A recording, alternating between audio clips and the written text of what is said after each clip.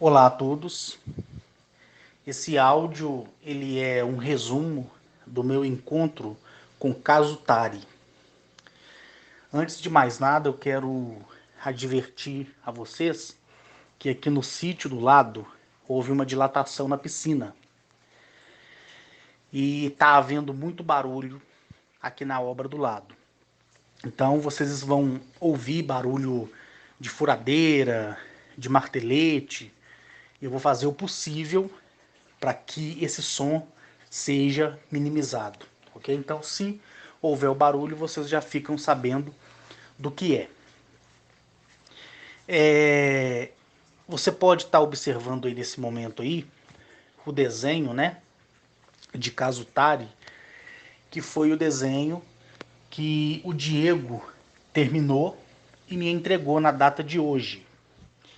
Eu estou passando para vocês conforme o prometido e conforme também o choro, né, dessas 72 pessoas que quase surtaram quando eu tinha dado por encerrado essa questão de desenho.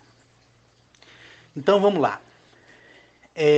Como todos vocês já sabem, todos os dias eu tenho uma visita diária que vem para poder trazer para mim energia, para que eu possa viver com os 30% que ainda em mim é humano neste mundo, ok?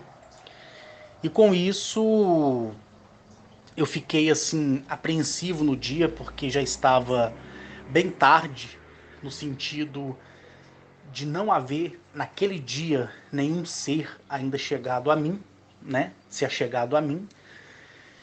E eu comecei a passar mal, certo? E ali eu procurava sair no quintal, procurava respirar da melhor maneira possível, fazia muita força para puxar o ar, até que eu entrei e decidi tomar um copo d'água, certo? Isso era na parte da manhã. E com isso, eu fiquei assim meio tenso, meio chateado, até que eu percebi, né, algumas manifestações que a gente que é contactado sente, é uma percepção diferente, inclusive do sexto sentido, né, muito mais aguçado. E com isso eu comecei a ficar calmo, porque eu sabia que alguém, dentre vários outros que estavam também entrando naquele momento na atmosfera do planeta, eu sabia que aquela sensação da entrada na atmosfera estava vindo direto a mim. E foi aí que, aqui próximo a uma árvore, que é uma mangueira, né, que tem aqui, que é muito alta, eu vi um objeto discoide parado, certo? E aquilo ali me aliviou muito. Eu fiquei admirando aquele objeto por alguns minutos. Quando eu olho para minha retaguarda, ou seja, quando eu olho para trás de mim, quando eu viro, eu vejo esse ser, né, chamado Gazutari. Ele olhando para mim com aqueles olhos arregalados. A primeira impressão que eu tive foi a impressão de uma criança. Uma criança na faixa de 4 a 6 anos de idade, certo? Eu olhei para ele, ele olhou para mim, eu comecei a sentir paz. A mão dele se acendeu como uma luz que parecia que havia uma lanterna na palma da mão dele, e ele só lumiou na minha direção e eu senti o meu corpo ser revigorado. Tanto é que o meu nariz ele estava sangrando muito por causa da dificuldade que eu estava tendo e por causa do fato da minha pele começar a ficar ressecada. Então, o meu nariz também ficou ressecado, dilatou algum vaso sanguíneo e eu estava com dificuldade de estancar o sangue, né, desse sangramento nasal, por consequência do período extenso da última visita para aquela visita, correto? E aí, na mesma hora, aquela mancha de sangue que estava no meu bigode e que tinha caído na minha camisa sumiu, sumiu. E ali eu me senti muito forte, muito renovado. E rapidamente eu fiz um chá para mim e para ele, certo?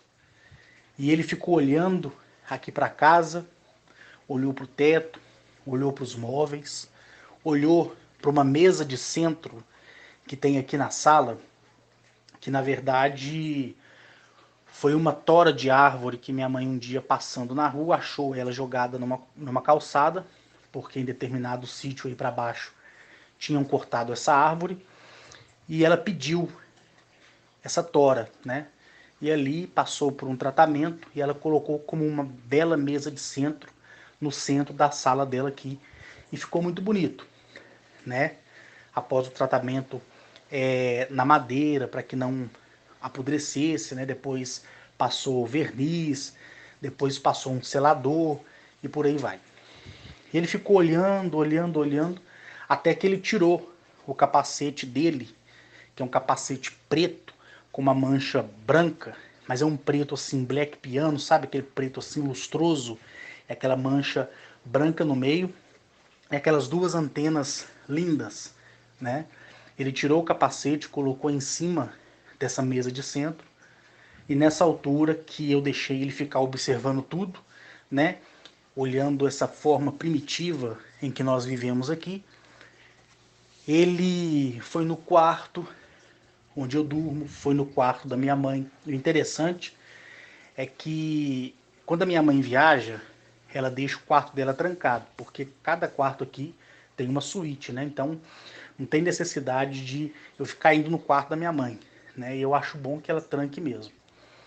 Então ele foi em direção assim à porta e atravessou, né? E apesar de eu ter visto isso e fazer também isso diversas vezes, mas quando a gente vê, sempre é um renovo diferente. Então ele foi andando assim em direção à porta e atravessou. E o capacete dele ficou em cima dessa mesa feita à base de uma árvore, né, que tinha sido retirada de um determinado sítio aí.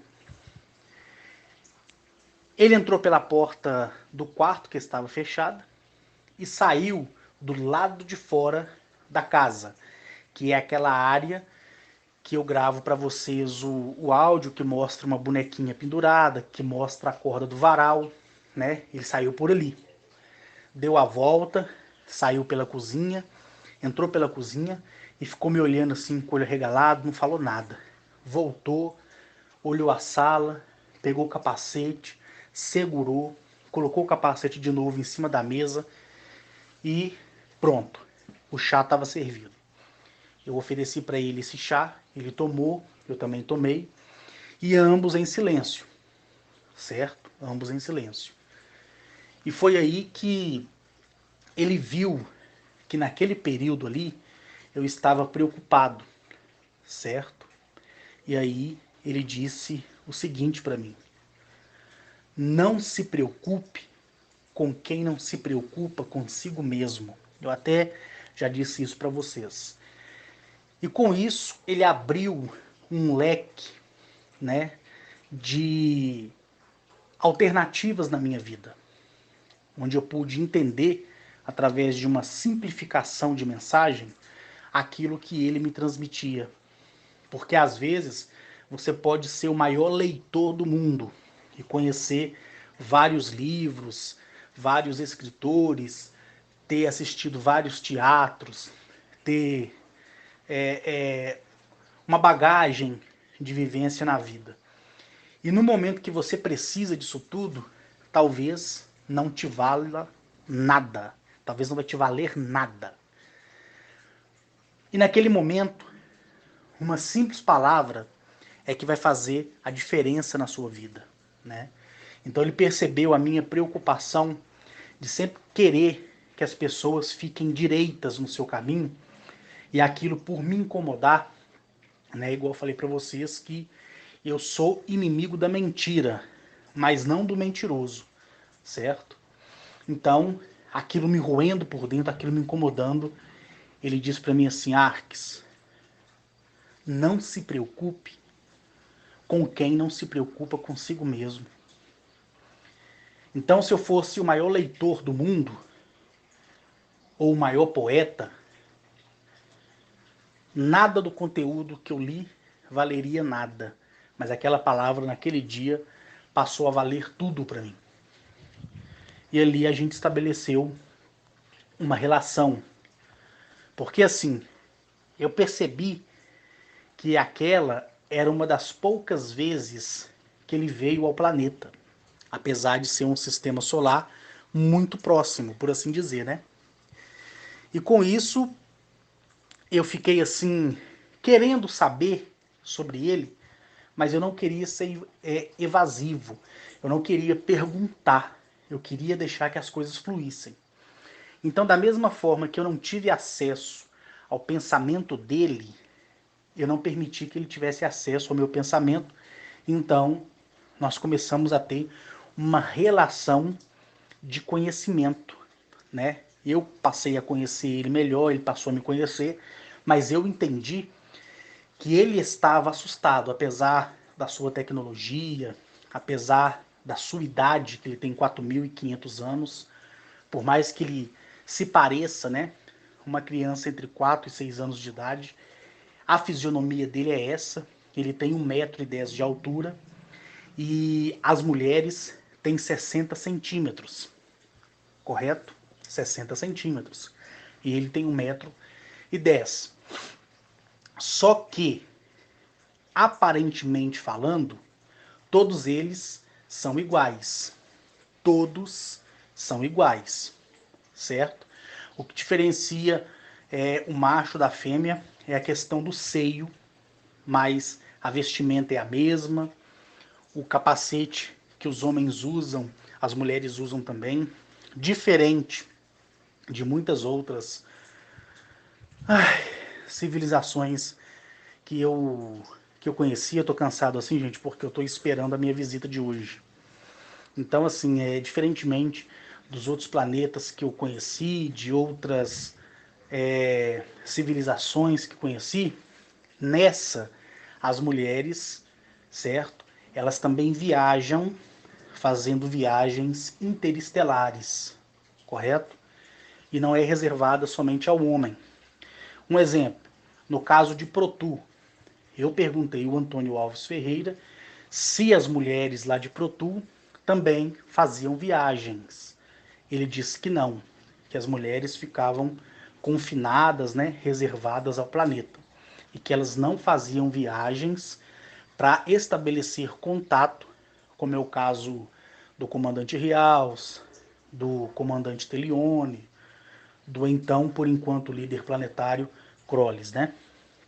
Já essa tipologia, as mulheres fazem viagens também como os homens. E eu olhando o tamanho dele, de 1,10 m, eu, após estabelecer um contato verbal com ele, ele me falava no seu dialeto nativo, certo? E eu falava na linguagem universal, que aqui não vou falar porque vai soar muito engraçado, certo? Então, a linguagem universal, ela é introduzida nos contactados, que são realmente contactados, para que, através dessa linguagem, você possa compreender outras linguagens, certo? Um exemplo, no nosso mundo aqui, o inglês, ele é predominante. Então, você pode viajar para qualquer parte do mundo que você, sendo fluente ou não no inglês, mas sabendo se virar no inglês, você pode ter certeza absoluta, certo? Que você vai se dar bem, você vai conseguir uma comunicação, porque hoje no mundo é difícil alguém não falar o inglês, não é verdade? Então eu vou pegar esse inglês como uma língua universal, certo? Então esse dialeto, ele é uma língua universal. Quando você não tem, né, a, o conhecimento da linguagem nativa para falar com aquele ser, lembrando que qualquer língua nativa aqui do mundo ou lá de fora, eu consigo entender perfeitamente. Eu só não consigo falar. Mas quando é me dado conhecimento para falar, eu falo como se fosse um nativo daquela linguagem, entendeu? Então, usando a linguagem universal, como se fosse, né, o inglês daqui, eu estabeleci essa comunicação com ele, certo? E perguntei o nome dele, ele se apresentou a mim como Gazutari, né? E eu falei, Gazutares, de onde você vem? Qual é o seu sistema solar? Ele é composto por quantos planetas? Qual foi a última vez que você esteve aqui? Né? E aí ele me explicou tudo. Ele disse para mim que ele vem do sistema solar Avari C6, certo? E que esse sistema solar ele ficava 32 anos-luz daqui. E que o sistema solar era composto por 3 planetas e cada planeta tinha para si 2 luas artificiais, né? E ele me mostrou através de uma imagem holográfica que surgiu da palma da mão dele o sistema solar, né? Então eu vi ali o Sol no centro e vi os planetas ao redor. E ao redor dos planetas, as 2 luas. Eu fiquei admirado, porque ele tem 1,10 m, mas quando ele abriu a palma da mão, surgiu semelhantemente um V, e dentro desse V, uma imagem holográfica de altíssima resolução. Ou seja, transportou o meu olhar perceptivo dessa realidade para aquela realidade ao vivo, né? E ele disse para mim que os 3 planetas prosperam a vida e que ele habitava no planeta de cor amarela, chamado Brutuatui, certo? E que esse planeta ele era 1,5 vezes o tamanho de Eleape, certo? Depois que ele me mostrou o sistema solar através da palma da sua mão, ele me transportou com uma outra imagem do seu planeta. E o que eu vi foi cidadelas e cidadelas semelhante ao complexo arquitetônico de Dubai, que lembrava muito. Porém, as torres não têm janela e nem porta, são torres totalmente lisas, correto? Então, quando eu vi a cena de várias cidadelas do planeta dele, a imagem me transportou para uma percepção arquitetônica que eu vi em Dubai. Então, por isso que eu comparo a cidadela do planeta dele, porque foi o único planeta que ele me mostrou, os outros 2 ele não me mostrou, tá? Porque o foco foi no planeta dele, certo? Então, ele me mostrando essa cidadela, eu me recordei de Dubai. Então, o mais próximo que eu posso trazer como interpretação é Dubai, em questão das suas torres, dos seus edifícios, tá? E não das casas. E ali eu perguntei para ele, né, por que ele, sendo daquele tamanho, ele veio numa nave daquele tamanho, né, que é a nave discoide muito grande mesmo. Inclusive essa nave discoide, ela você consegue inclusive encontrar ela na própria internet, né? E eu pedi que o Diego reproduzisse a nave semelhante. Então você pode ter encontrado aí na internet afora uma nave semelhante a essa. A diferença é que as da internet têm janela e essa não, né? Então eu pedi o Diego para que fizesse essa mudança e ele fez, certo? E eu reparei que debaixo da nave também tem esferas. E para que servem essas esferas metálicas? Quando ele desce em qualquer outro sistema e ele vai, né, manter ou estabelecer um contato com pessoas de outros mundos que estão evoluindo como nós ou regredindo como nós, ou quando ele vai em mundos muito primitivos, né, com criaturas que tem um alto grau de ferocidade e que se tornaria inclusive letal, né? Vou dar um exemplo aqui. Há 600 milhões de anos atrás. Vou colocar 600 milhões de anos atrás, tá? A era dos grandes répteis anfíbios, a era dos dinossauros. Imagina esses animais com tamanha ferocidade e um ser deste tamanho próximo a eles. Ia ser comido imediatamente, não é verdade?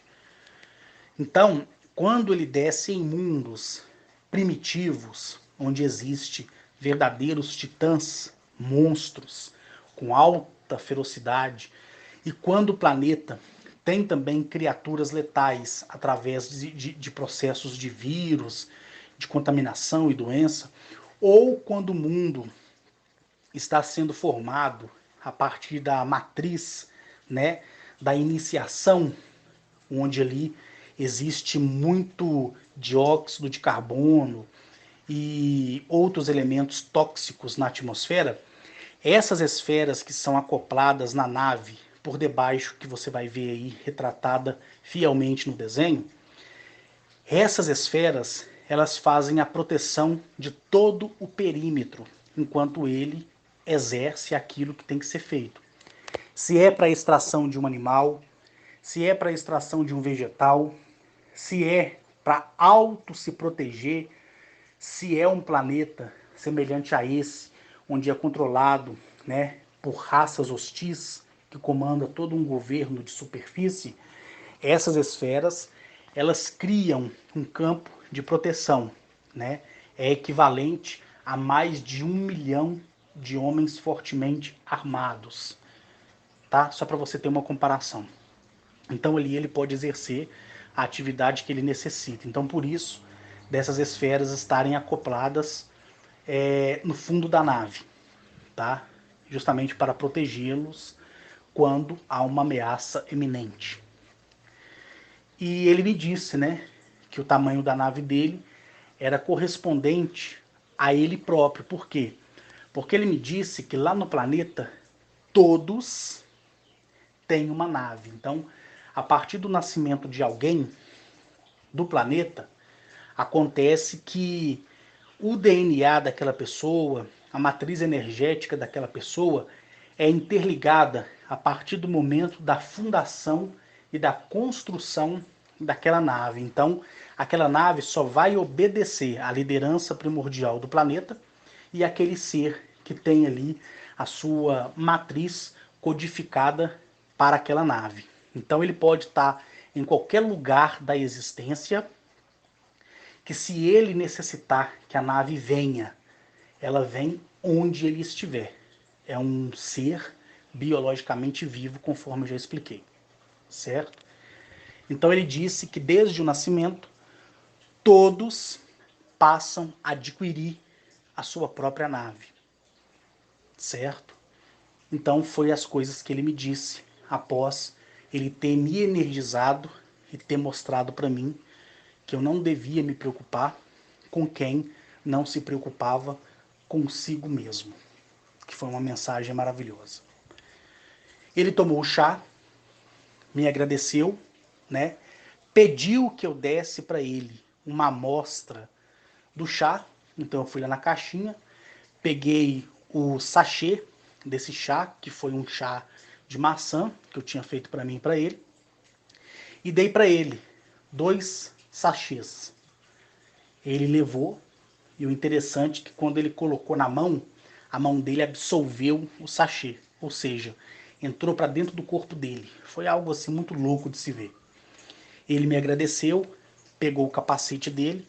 Antes que ele colocasse o capacete na cabeça, né, eu vi que tinha pequenos fios de cabelo, sabe? Imagina uma mulher careca, totalmente careca, e só com algumas mechinhas de cabelo que vai até a altura do pescoço, desse jeito. Então, é o jeito tipológico deles. Os cabelos não crescem além daquilo ali. E são surtidos. Eu assim, vou falar no que eu acredito, tá? Não estou dizendo que é uma confirmação. Se ele tivesse ali na cabeça 50 fios de cabelo, seria muito. Então, se molhasse a cabeça dele, ia aparecer com mais fluidez, né? Os fios, se molhasse a cabeça dele. Mas, como estava tudo normal, aqueles poucos cabelos, eu acredito que seja somente 50 fios, né? De aproximadamente assim 20 centímetros cada um. Porque vinha da cabeça, da lateral e vinha até a altura do pescoço. Mas ele é totalmente careca e só tem esses fios aí. Então não pode considerar que ele tenha cabelo, né? Ele pegou o capacete, colocou na cabeça. Quando ele colocou o capacete na cabeça, o capacete se ajustou, né, hermeticamente na cabeça. Eu senti ele um ser muito sério, sabe? Além de ser sério, muito atento.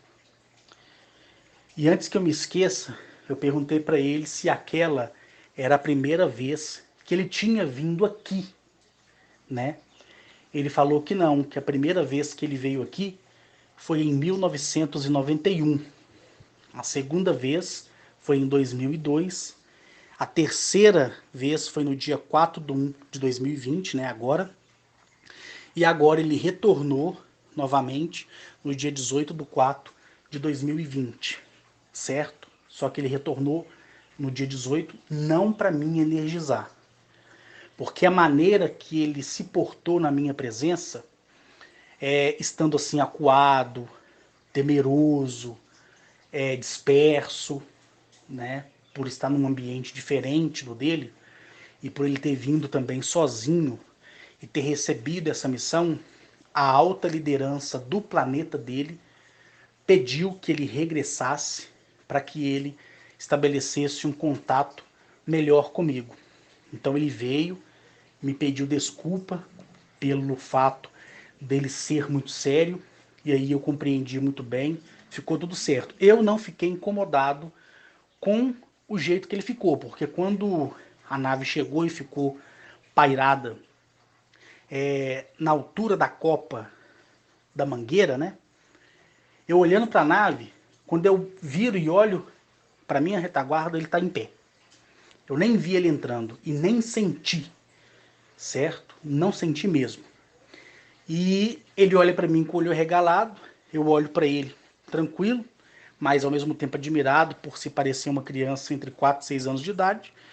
Ele tira o capacete da cabeça, coloca nesse tronco de árvore aqui que minha mãe tem, no centro da sala, e ele começa a olhar tudo, né? Olha o quintal, olha os quartos, entra no quarto da minha mãe, sai do outro lado, né? Então, eu me estabeleci tranquilo. E como eu tentei ingressar na mente dele para estabelecer um contato, e ele me bloqueou, eu também recitei um código e bloqueei ele também, né? E aí ficou um olhando para o outro, eu admirado com o comportamento dele, muito sério, certo? Ao mesmo tempo que ele era sério, ele era disperso, ele ficava assim, mostrando uma preocupação, mostrando assim, eu vou usar o termo nervosismo para você entender o comportamento dele, né?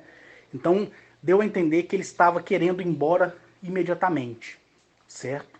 E aquilo me preocupou, correto? Porque foi uma reação que eu não tinha percebido, ou se houve, passou despercebido, de qualquer outro ser, não é verdade? E com isso eu fiquei pensativo, mas não levei em consideração. Mas a federação e a própria liderança do planeta dele não gostou no sentido da atitude, do medo, do receio que ele teve de ficar perante mim, sabendo tudo que eu represento lá fora. Porque para você que me ouve, eu posso não valer um centavo, mas para eles eu valo muito, entendeu? É o que eu costumo dizer. Por isso que eu nunca importei com a opinião de ninguém. E com isso, ele teve, né, que voltar, não porque eu quis, porque para mim aquele contato seria único, não haveria outro contato.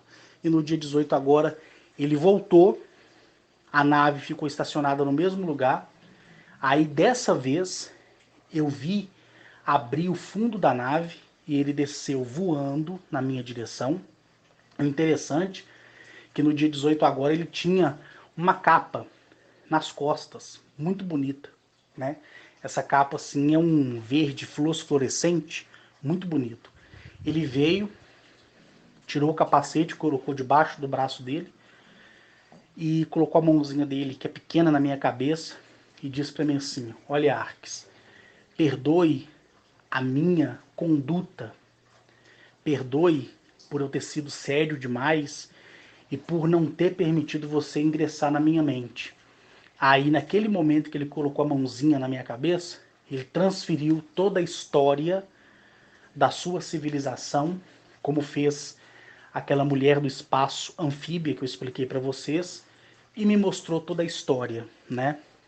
Então, lá não foi um planeta colonizado por nenhuma outra raça. Eles se desenvolveram quase que da mesma maneira, né? Exceto pelo fator água, né? Quase da mesma maneira daquela mulher anfíbia, que foi um dos primeiros desenhos que o Diego fez e eu mostrei para vocês, né? Então, começou a brotar da terra, a criar forma tipológica através do consentimento do próprio planeta, né? Eles cresceram de forma primitiva, começaram a se desenvolver e a ficarem, né, inteligentes por si só. Depois, quando foi estabelecida a conexão da virtude coletiva de todos eles que estavam já adaptados a uma vida cotidiana de trabalho, de construção, de indústria, né, de ensino, de história dentro do próprio planeta, a federação mandou uma determinada civilização, que aqui eu não vou falar porque não compete, a ir ao encontro deles. Eles receberam eles muito bem e ali aquela civilização se colocou como responsável por reeducá-los e dar a eles uma direção melhor. Então, como já era um grupo muito evoluído por si só, né, essa civilização só implementou a questão da viagem interestelar e deu a eles conhecimento que foi adquirido, inclusive, muito rápido, foi absorvido por eles, e daí para lá, junto com essa civilização, criaram uma cooperação de viagens interplanetárias. E aí eles desenvolveram, né, as próprias naves, construíram as próprias cidadelas, certo? E daí em diante começaram a criar a autoindependência a viagens muito mais além. Então, toda a tecnologia que eles têm hoje foi dada pela matriz principal de uma outra civilização que veio a pedido da Federação da nossa galáxia para mostrar a diretriz para as viagens interestelares. Então, quando eles se tornaram maduros, né, a partir desse ponto, a outra civilização que mantém contato com eles até hoje, certo? Passou a endossar mais conhecimento, mais técnica, mais entendimento em todos os ramos que se possa ter conhecimento hoje lá fora, para que eles se tornassem uma nação, civilização autossuficiente. Então fica aí a história desse ser, né, chamado Kazutari, para todos vocês. Então eu vou passar para vocês a descrição, o áudio, né, e o desenho desenhado pelo Diego. O próximo ser que ele vai desenhar para mim é o ser que esteve comigo ontem, que foi uma mulher muito linda e que ela veio me energizar e que também me contou a história de sua civilização e tudo mais. Antes de mais nada, esse símbolo que ele tem no peito dele, tá, significa o seguinte: você vai ver linhas tênues, né, simetricamente desenhadas. Vai parecer à primeira vista um sigilo, mas não é, certo? As linhas representam a entrada nas viagens interplanetárias. Então, essas linhas que você vê aí no desenho simboliza isso. Esse círculo, que poderia ser um sol, um planeta, mas não é, significa o sistema solar. Então, o que significa? Em viagens, dentro de uma realidade permitida, nós temos o conhecimento de fora. É o que significa aí esse sigilo. As linhas significam as direções das viagens que eles tomaram a partir do desenvolvimento coletivo com essa civilização mandada pela Federação. E o círculo, nesse desenho, significa tão somente o seu sistema solar. Beleza? Um abraço para todos vocês. Uma ótima terça-feira. Agora são 10 horas e 7 minutos. Um abraço para todos vocês.